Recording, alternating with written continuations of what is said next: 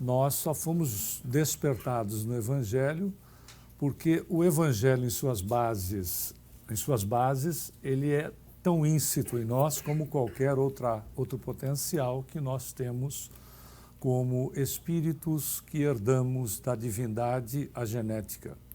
Ou seja, como nós não temos nada melhor, em terminologia, utilizamos aquilo que nós conhecemos. Nós sabemos por Jesus, há mais de 2000 anos, que todos nós somos deuses. E essa condição da nossa perfectibilidade relativa, uma vez que Deus é a perfeição absoluta, falando microfonia, não está? Não? Uma vez que Deus é a perfeição absoluta, faz com que nós entendamos que todos os potenciais divinos estão inseridos, ou seja, estão íncitos em nós. Por exemplo, nós perdoamos, amamos, somos bons, etc., pela condição que temos de desenvolvimento desses potenciais no nosso interior. Então, na realidade, o Evangelho tem que estar em suas bases em nós também para que nós possamos ser despertados. Isso deve ter acontecido com cada um de nós em determinado momento. Pode ter sido na infância, um pouco na idade adulta, enfim. De alguma maneira nós fomos tocados. É interessante notar que nós damos aula em casas espíritas desde a nossa juventude, o que não faz assim muito tempo que a gente dá aula. E até uns 12 anos atrás, mais ou menos, quando se perguntava para os alunos quem tinha vindo para os centros, quem tinha vindo para o centro para estudar, eram raras as pessoas que levantavam as mãos. A grande maioria vinha por uma questão de dor, por uma que seja própria, de familiar, de amigo ou de alguém com o qual se relacionasse.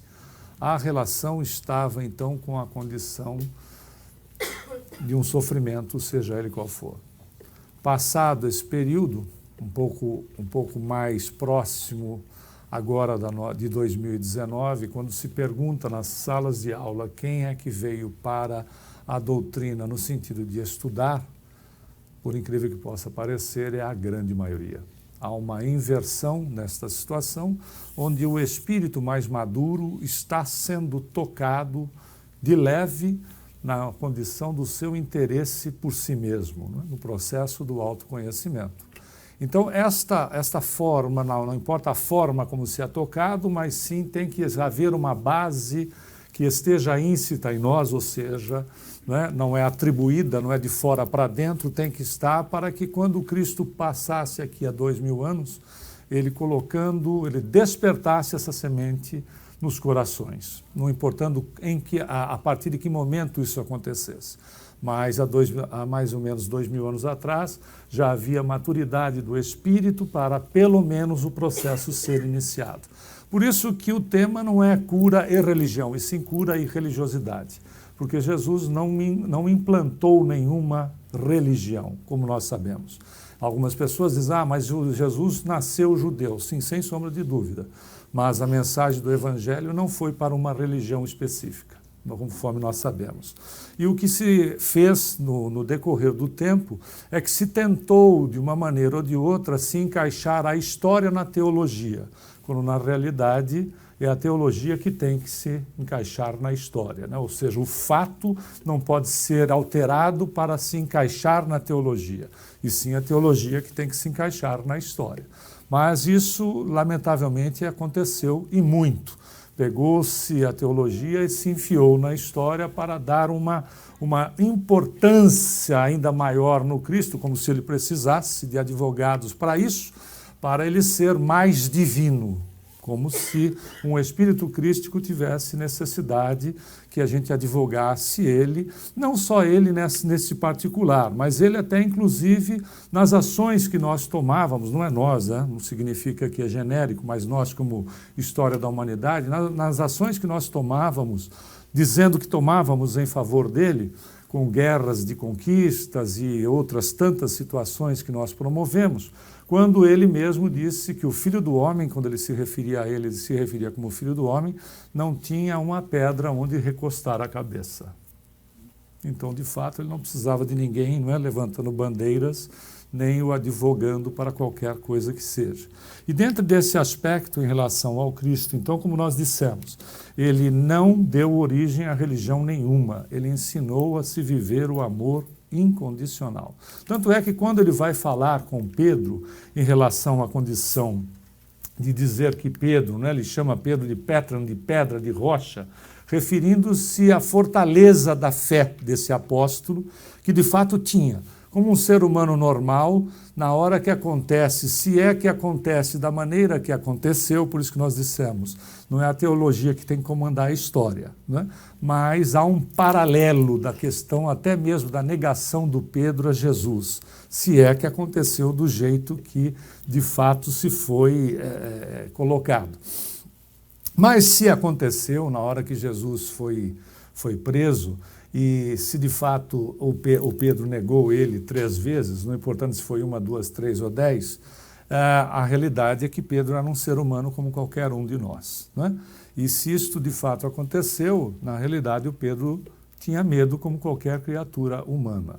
E sabia muito bem que quando uma pessoa entrasse pelas muralhas romanas, a situação era muito complicada para se sair de lá, com vida, ou se saísse com vida, sequelas das torturas implementadas ao indivíduo eram tamanhas que a vida dele estava comprometida, porque o conquistador não morria de amores pelo conquistado, como a gente sabe, né?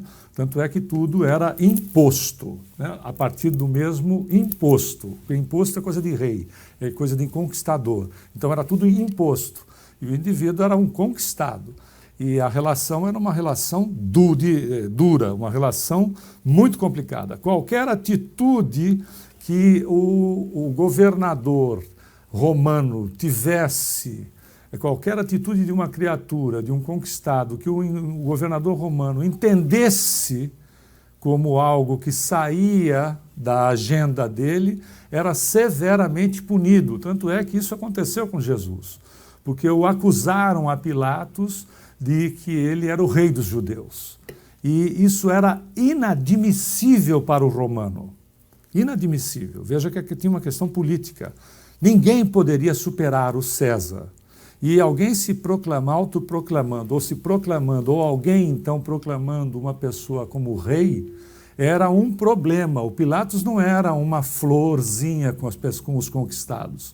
E ele toma uma atitude em relação ao Cristo por conta da acusação que fizeram em relação a Jesus.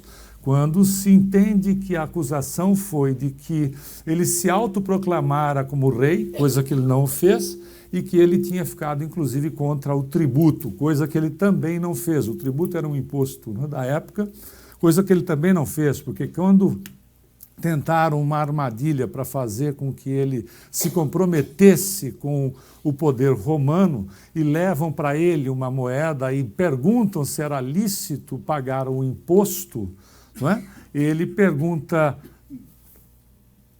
veja qual é a efígie dessa moeda. A efígie é a cara, não é? E aí, de quem é a efígie? Ele questiona, diz, é de César. Então ele, como um cumpridor das leis que existiam para a época, ele disse, então dê a César o que é de César e a Deus o que é de Deus. Então, em momento nenhum, ele se coloca politicamente contra o poder romano, mas utilizam-se disso para comprometê-lo junto ao imperador. E aí, ao imperador não, ao representante do imperador, que era o Pôncio Pilatos. E as coisas vão, se a gente pegar, as coisas vão se encaixando da seguinte maneira, pega-se a parte histórica e altera-se a parte histórica pela parte teológica, e não o contrário. Mas quando a gente vai para a parte histórica, efetivamente, nós vamos ver que o Cristo, né, falando com Pedro, não estava elegendo o discípulo como chefe máximo de nenhuma religião.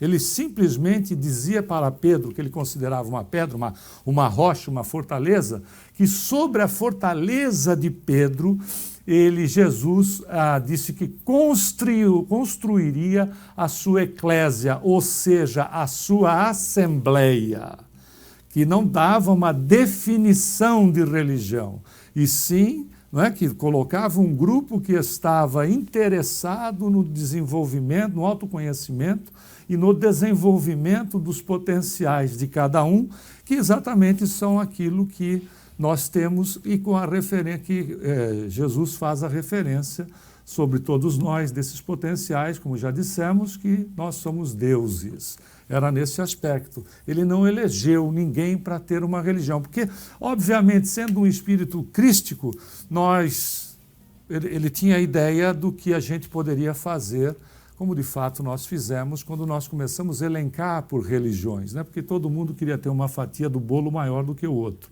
Então, ou seja, Deus estava mais de um lado do que do outro. E isso causou e ainda causa distensões as mais diversas.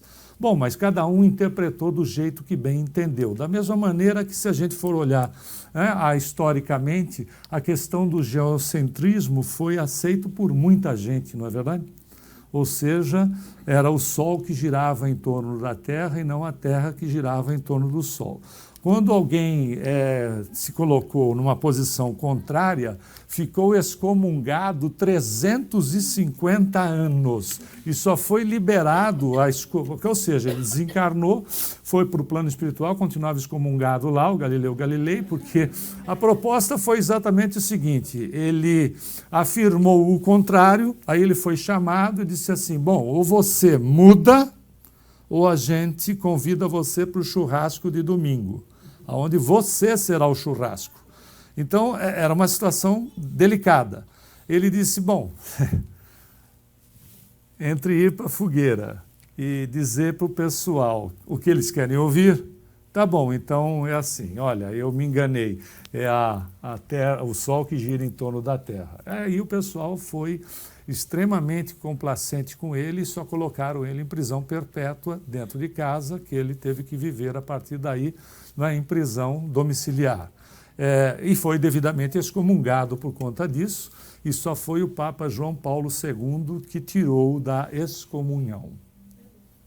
Até então, o Sol girava em torno da Terra, até que ele fosse revertida esta situação. Ora, então, a questão da aceitação da religião, como religião, Cristo religioso, é respeitável para quem aceita, mas não é uma verdade, né?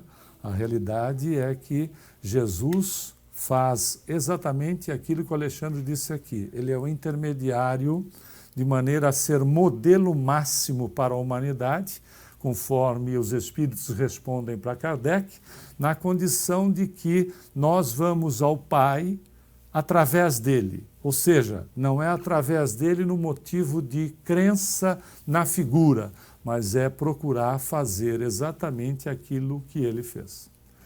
Seguir-lhe os exemplos, ou seja, exercitar as capacidades todas que nós temos, né? Para podermos fazer o quê? Amar uns aos outros, como ele mesmo disse, como eu vos amei, e continua amando, evidentemente. E é nesse aspecto que nós vamos verificar o seguinte: a própria, isso é uma informação da instituição americana, o que começa a acontecer é que a medicina vem reconhecendo a importância da religiosidade, ou seja, não importa se você tem religião, mas se você se liga à divindade, como grande auxiliar e prevenção de muitos tipos de enfermidade. Tanto é que muitos médicos recomendam aos seus pacientes, não, às vezes de uma maneira diferenciada, mas o efeito é o mesmo, não para que a pessoa faça prece, mas para que a pessoa medite. Só que análises feitas no cérebro das pessoas que estão meditando ou fazendo prece, o processo que acontece no cérebro de um é exatamente semelhante ao que acontece no cérebro de outro. E o que é mais interessante, que já se constatou cientificamente, não é algo que está relacionado a cientistas espiritualistas ou qualquer viés religioso. Se constatou que a experiência real no cérebro da pessoa é a experiência espiritual. Quando o indivíduo tem a experiência espiritual, ou seja, uma prece, o que acontece no seu cérebro é real. O que acontece no cérebro quando não é uma prece é uma condição semelhante a esta como exemplo. Se você, suponhamos que você, uma das suas tentações seja, de repente, ir para a cantina e descobrir que lá na cantina tem um pudim de leite condensado. Pode ser que você não goste de pudim de leite condensado. Então vamos dar mais uma opção. Tenha lá brigadeiro, beijinho, etc. Tem que ter alguma coisa onde você é tentado, criatura de Deus. Não é verdade? Muito bem. Lembre disso agora. Quando você lembra, você já teve a experiência. Quando você lembra, a gente está dando este exemplo, pode ser qualquer exemplo. Aquilo que a gente chama de tentação. O que é a tentação? Aquilo que nós gostamos, porque ninguém é tentado, não é, numa coisa que não gosta. Por exemplo, eu não conheço quem goste de jiló, só conheço quem odeia. Mas essa teoria minha foi por água abaixo, essa maneira, essas pessoas, porque eu conheci um gilólatra. Ou seja, uma criatura, como tem chocólatra, eu conheci um sujeito que é viciado em jiló, come jiló de qualquer maneira, que Deus o tenha. Mas o fato é aquilo que é a nossa tentação, ou seja, naquilo que nós somos frágeis, porque é Jesus dizendo a Pedro, o homem é mais frágil do que mal. E a fragilidade do indivíduo é a tentação do indivíduo, né? Porque é onde ele não se conhece bem, mas mesmo que ele saiba, ele não resista ou não quer resistir. Bom, se você lembra de algo que é tentador nesse momento, você, se for um doce qualquer, você chega, às vezes, a salivar, como acaba de dizer o Alexandre aí. Não é verdade? Significa que o seu cérebro, o meu, o nosso, entre experimentar aquilo que é a nossa tentação e se fazer a recordação completa dela, é a mesma coisa. Sabe quem sabia disso? Jesus também. Só que ele falou de maneira figurada. Se você pensar no adultério, você já terá adulterado. São as duas condições ao mesmo tempo que o Cristo vai tratar. A condição que nós descobrimos cientificamente, que a lembrança do processo é a mesma coisa que estar consumindo ele, ou seja, a lembrança do pudim de leite condensado é a mesma coisa que você comeu, com a diferença de que você saboreou sem calorias. O outro você leva as calorias juntos, não é verdade? Essa é a condição. Como também o Cristo sabia disso, claro, é evidente que sabia, mas existe um outro adendo, né, que é também a questão do pensamento.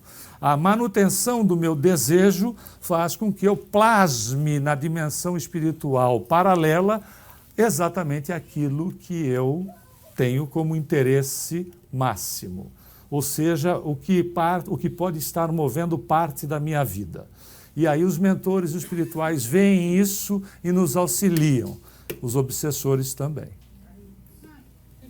Mas é uma verdade, não é? Então nós, de fato, andamos com as criaturas que se assemelham. Não é fantástico? Bom, e se isso é uma realidade, a única realidade para a criatura encarnada, por isso que a gente vê nas religiões orientais, que eles falam que o planeta, o mundo, a questão corpórea é ilusória para o espírito. Fez a relação com a questão do cérebro? Nós vivemos uma ilusão. Quando você, eu, nós temos uma experiência espiritual, seja ela de que natureza for, ou a prece, etc., ela é real. Ela atua diretamente no neocórtex da criatura. Isso quem está apresentando já não é mais nenhuma relação religiosa, mas sim a própria ciência.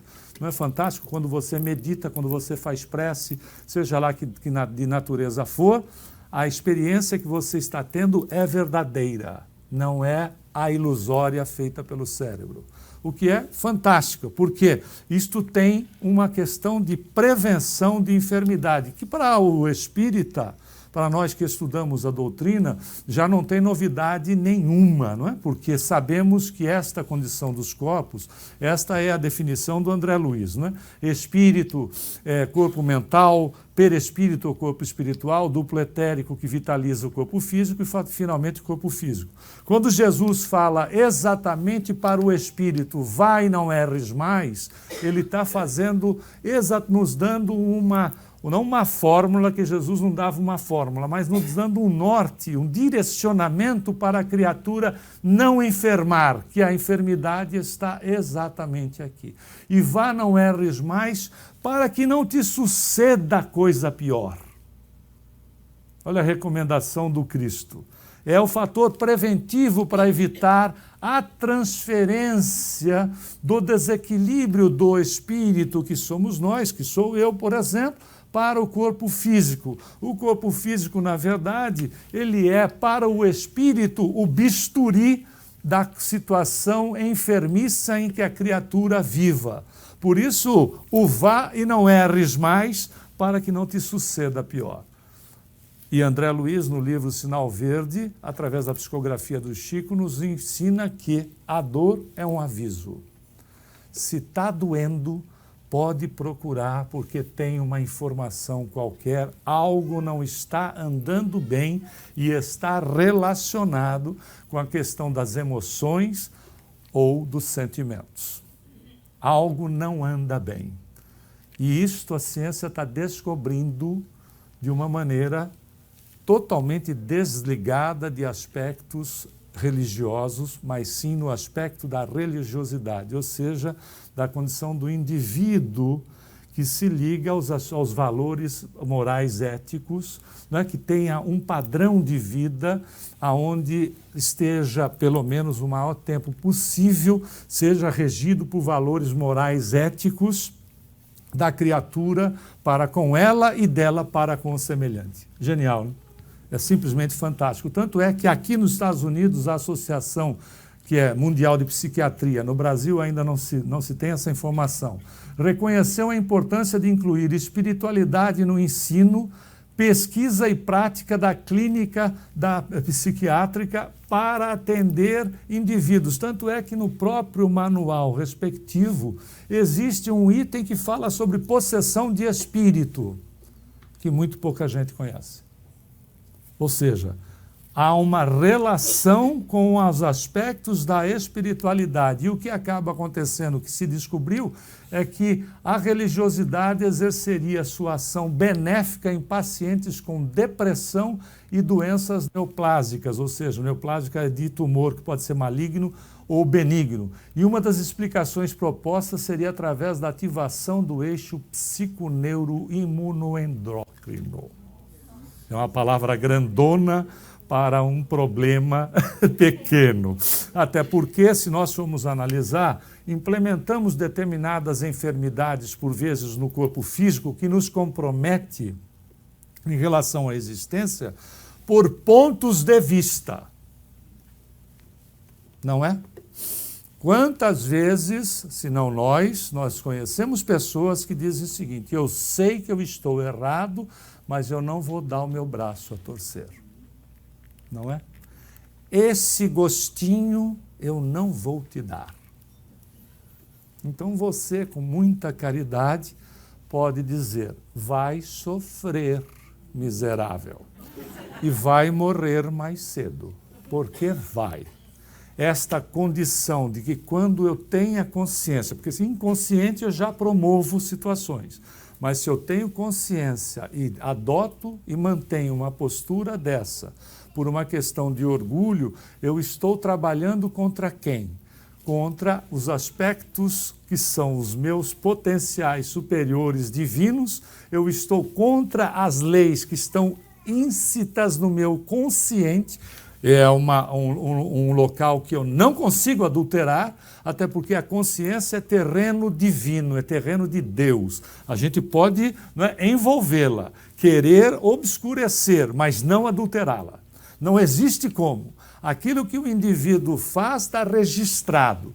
E se ele ele é inconsciente do aspecto, é levado em consideração o grau de evolução versus a inconsciência, o que é justo, não é verdade? Porque se nós formos ver a história da evolução do ser humano no planeta, nós vamos encontrar o ser humano em estágios primitivos. O que o primitivo fazia? Tentava sobreviver. Você não pode fazer uma relação dessa natureza, até porque o grau de conscientização dele era muito baixo em relação ao processo evolutivo. Mas à medida que a criatura evolua, se ela não toma as atitudes, mas ela tem o grau de consciência que está na condição próxima da evolução dela, tudo aquilo que se promove fica registrado. Até porque o que ocorre é o seguinte, para o sujeito que de repente ele faz malversação de verbas públicas. Gostou ou não? É uma colocação mais, não é, delicada. Há uma malversação de verbas públicas. Esse indivíduo, quando faça isso, você acha que ele acha que está errado? Não, não está. Ele não acha que está errado. Ele acha que ele está certo. Só que tem um detalhe. A consciência, que é o terreno divino, que não é adulterado, registra. E não vai puni-lo, mas vai readequá-lo a uma condição quando haja despertamento, porque as leis de Deus são de amor. Haja um despertamento e o indivíduo vai trabalhar pela coletividade, aquela, não necessariamente as mesmas criaturas, porque as criaturas podem ir evoluindo e vão tocando a sua vida, mas ele trabalhará para uma coletividade no sentido de reverter a condição que está implementada em si mesmo. Emmanuel, no livro Leis de Amor, é claro sobre vários aspectos. Por exemplo, a criatura que leva outras, né, que direciona outras ao desequilíbrio, a situações infelizes, etc., que seja grupalmente, poderá reencarnar como professora. Para levar as pessoas à coletiva, não quer dizer que todo professor e professora, né, levou as pessoas para o mau caminho. Não quer dizer também que todo cara que vem aqui na frente levou as pessoas para o mau caminho. Mas que a grande possibilidade é. Mas o fato é que é o contraponto. Não é? Porque as leis, sendo de amor, elas não podem ser punitivas, elas têm que ser educadoras. Então vai educar o indivíduo. Quando é que não educa e o indivíduo entra em expiação? Quando eu sei que não deveria fazer, mas eu não vou dar o meu bracinho a torcer. Então eu estou consciente e contrário às condições das quais eu conheço. Então eu experiencio a outra situação. Por isso a necessidade do indivíduo, não é, vigiar, que olha aí que é ensinamento do Cristo há mais de 2000 anos. Vigie o quê? Os pensamentos, para que eles não se transformem em ação. E não é a ação no plano físico, é a ação já na dimensão espiritual, porque a manutenção deles faz com que ocorra. Por isso a informação de Jesus, o ensinamento de Jesus, usando a figura do adultério, que pode ser qualquer tipo de adulteração. Quando eu não falo uma verdade, eu estou adulterando. Quando eu adultere um documento, não precisa ser uma relação conjugal. Há qualquer tipo de processo quando, por exemplo, eu não falar uma verdade, eu adultero a minha essência. A nossa essência que é verdadeira. Eu estou contrário à minha essência. Então o que vai acontecer? Vai haver um processo com o passar do tempo de ajuste. Porque se eu estou fora do meu eixo, o que acontece com a essência que é nossa, que é do ser? Ela vai nos trazer para o eixo. E se nós resistirmos em nos posicionarmos na situação que nos é confortável, mas não é real, a dor surge. Como a questão da enfermidade. É a maneira de ser o bisturi para a cirurgia ser feita no espírito. Vem para o corpo exatamente a desestruturação mantida pela criatura, que vai influenciando nos demais corpos, há um acúmulo de energia, um acúmulo energético no perispírito que é sugado para o corpo físico naquilo que a gente chama de enfermidade. Que às vezes é muito útil para botar direção na vida da pessoa. Sempre é útil, porque nada é por acaso. Então, uma relação interessante é que esse neuroeixo estaria a participação do espírito imortal movimentando as energias desconhecidas ainda pela ciência atual, inoculando esses recursos por meio dos centros de força, né, no perispírito, para socorrer o corpo material. Por isso que nós vemos casos onde as pessoas são tratadas aqui na casa e você vê pessoas serem curadas. Mas a gente já trabalhou em outras casas e verificou o seguinte: o indivíduo fez um tratamento espiritual, era específico, uma cirurgia espiritual, e ao término da cirurgia, o espírito, através do médium, disse: você vai ficar bom, mas vai precisar mudar o comportamento. Não deu outra. 8 meses depois, estava lá o indivíduo com o mesmo problema. Ficou bom e voltou a fazer as mesmas coisas. É tão interessante que às vezes as pessoas, não é, perdem a saúde pelo comportamento inadequado e querem recuperá-la para voltar a fazer as mesmas coisas que faziam antes. E aí a situação retorna, às vezes, em casos não mais agudos, mais crônicos. Não é assim? Exatamente isso.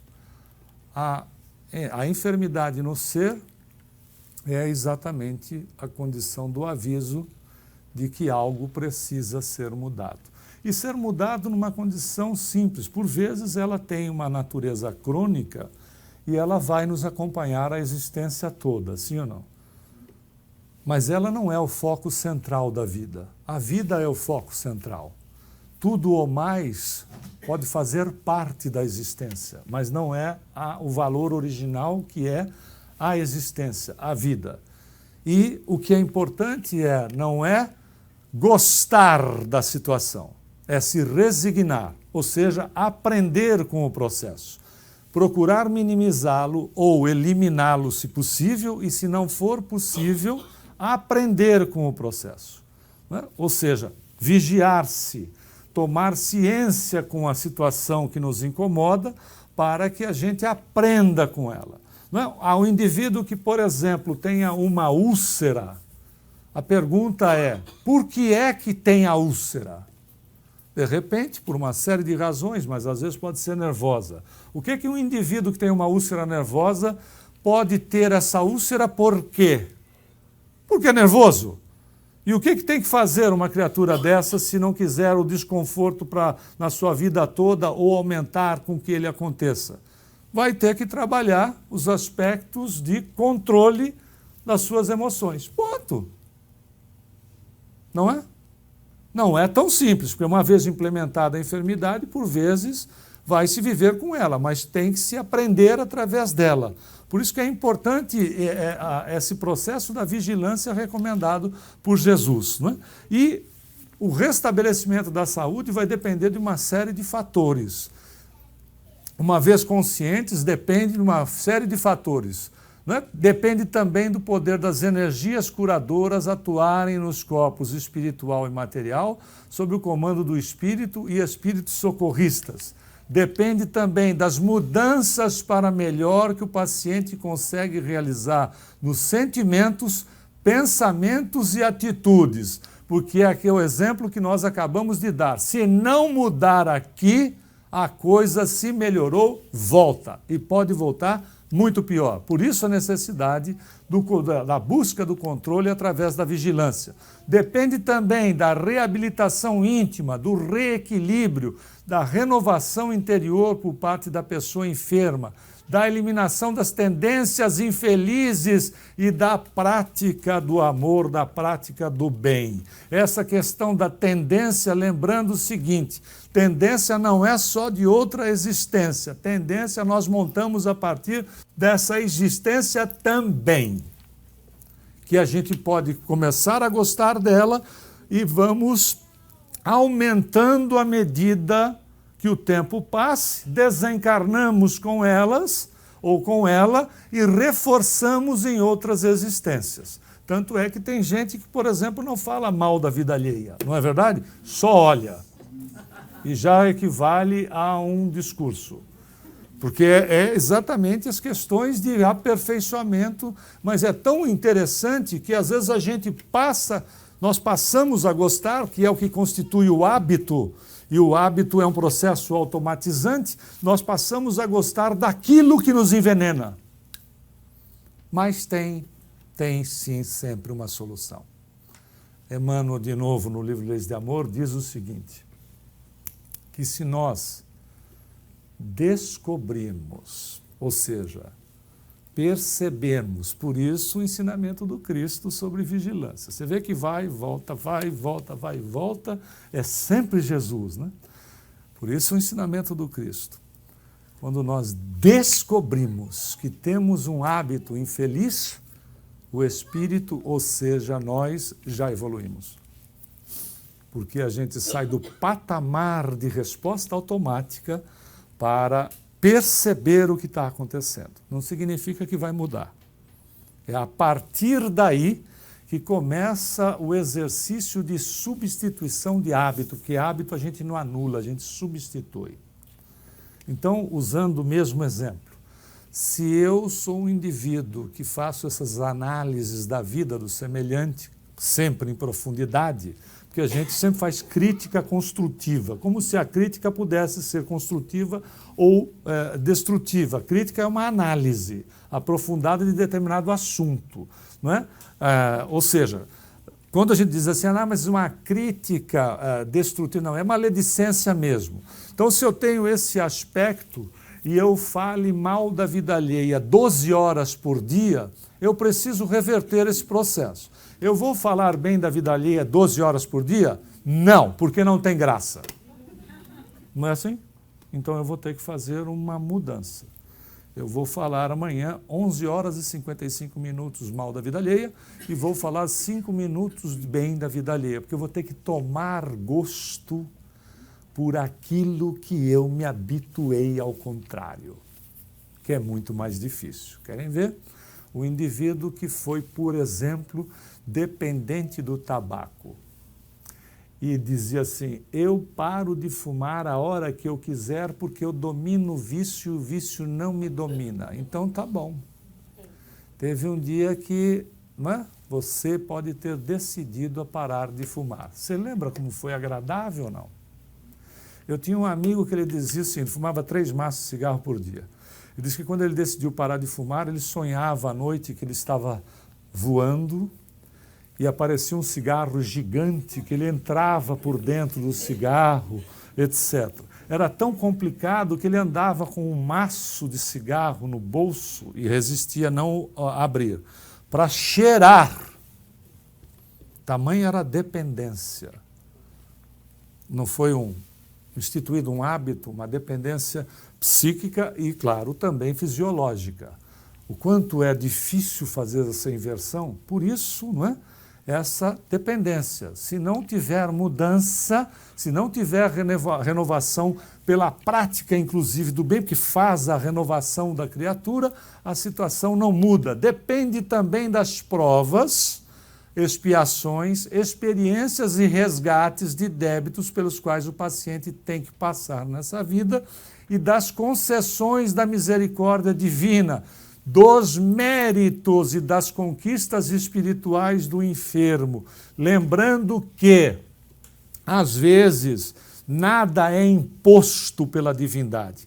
Às vezes, o indivíduo promove uma situação para si mesmo ou para o semelhante, cujo trauma fica registrado, por isso que às vezes nós nos surpreendemos com provações coletivas, cujo trauma promovido para aquelas criaturas que eu possa ter sido o veículo, é tamanho em mim, que apesar de eu me ter melhorado muito, eu não consigo vencer aquele problema que eu patrocinei para os outros, que os outros já me perdoaram, já evoluíram, mas eu tenho registrado e não consigo eliminar este problema em mim, eu não consigo solucionar. Eu sou atraído magneticamente, por isso que você vê casos onde indivíduos embarcam num avião, por exemplo, e esse avião acontece uma tragédia e tem indivíduos que chegam a praticamente fazer o check-in, muda de ideia na última hora e não embarcam, porque magneticamente essas criaturas se atraem pela necessidade de vencerem um drama, independente por vezes de ter já conquistado uma série de patamares, mas aquilo ficou tão marcado que ele precisa resolver nele. Não tem mais relação com as pessoas que já sofreram pela condição da ignorância dele, né? Não tem mais esta relação, mas essa relação está conosco. Por isso que viver o céu ou o inferno é uma coisa particular e não precisa de local, não precisa estar alocado, seja no plano físico, no plano espiritual, porque ele está, conforme o próprio Jesus disse, em matéria de reino dos céus, está dentro de cada um de nós, como o inferno também. Então não é uma questão de localização, de estar encarnado ou desencarnado. São situações que precisam, por vezes, serem vencidas. E claro que a meritocracia, se esse indivíduo tem esse trauma, mas tem os méritos construídos, ele faz o resgate dele nele mesmo e é assistido de imediato. Por isso que às vezes a gente vê muitos casos e depoimentos de espíritos que desencarnam em situações muito delicadas e logo em seguida dão a mensagem. Particularmente, eu tenho um caso de um amigo que desencarnou com seus 34 anos, ele e a esposa. Eram recém-casados, voltaram de viagem de lua de mel e decidiram então visitar a mãe dele. E na estrada que eles estavam, numa estrada de mão única no Paraná, quando ele fez uma curva, tinham 2 caminhões de frente. Um caminhão ultrapassando o outro na curva, uma estrada de mão única. Ele, muito habilidoso, jogou o carro para o acostamento. O cidadão que estava errado também fez isso. Bom, foi uma colisão de frente, desencarnaram ambos, ele e a esposa. Bom, a mãe, dá para você imaginar, porque mãe... Não, porque a lógica nossa sempre será nós desencarnarmos primeiro do que os nossos filhos. Essa é a lógica da vida. Então, o Chico sempre dizia a respeito das mensagens que ele recebia para as mães.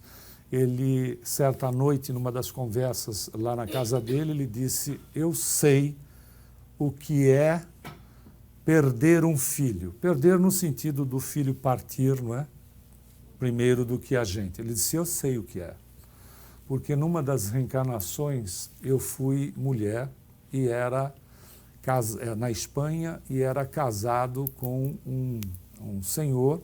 Nós éramos muito ricos e nós tínhamos um filho único de 19 anos de idade que foi sequestrado e foi solicitado o resgate e na época o meu marido pagou conforme a solicitação dos sequestradores e nós fomos encontrar o garoto executado.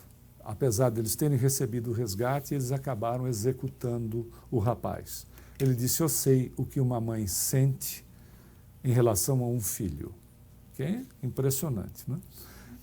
Então você imagina o coração da mãe, o filho mais velho, recém-casado, a casa terminada de construir, e aqueles detalhes todos do recém-casado, indo visitá-la, o que é pior. Não é? Porque na cabeça dela, no desespero dela, disse: se ele não tivesse decidido me visitar, não teria acontecido. É uma coisa que tem absolutamente nada a ver. Mas imagina, são associações que as criaturas fazem em momentos de desespero. Passado alguns meses, ele deu uma comunicação para ela, dizendo o seguinte: a senhora não se preocupe, porque quando eu despertei no plano espiritual, despertei numa instituição que eu estava sendo tratado. E em relação à sua preocupação central, veja que era uma comunicação muito séria, porque depois ela disse que era essa a maior preocupação dela. Então, a mensagem era muito verdadeira. Ele disse, a sua preocupação central de eu ter sentido toda a situação, de ter desencarnado nas ferragens, isto não aconteceu.